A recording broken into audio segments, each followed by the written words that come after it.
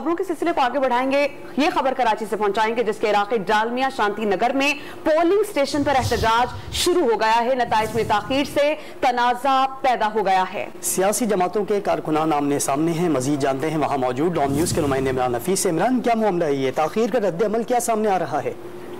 देखिए, डालमिया शांति नगर है शाह लतीफ स्कूल, यहाँ पर जो पोलिंग स्टेशन था इसका नतीजा जो है वो ताहाल मिल नहीं सका था, जिसके बाद जो ताखीर का शिकार हुआ, जिस पर जो सियासी जमातें हैं उनके कारकुनान जो है वहाँ पर पहुंच गए बड़ी तादाद में। और जैसे ही वहाँ पर पहुंचे थे उनके दरमियान जो है वो आपस में वैसी दिन भर से कशीदगी चल रही थी और इस दौरान जो है वो एक दूसरे के खिलाफ नारेबाजी भी की गई और जो बड़ी तादाद में वहाँ पर पुलिस और रेंजर्स भी पहुंची है सूरत हाल पर काबू पाने के लिए।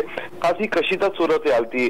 बाज़ान जो है वो पुलिस और रेंजर्स की नफरी पहुंची। उन्होंने जो दोनों सियासी जमातों के कारकुनान है जो गुत्तम गुत्ता होने ही वाले थे कि उनको जो है वो उन्होंने वहां पर उनको मामले को रिजॉल्व कराया और सबको वहां से उन्होंने पुरअमन तौर पर रवाना कर दिया है। जी इमरान, बहुत शुक्रिया आपका।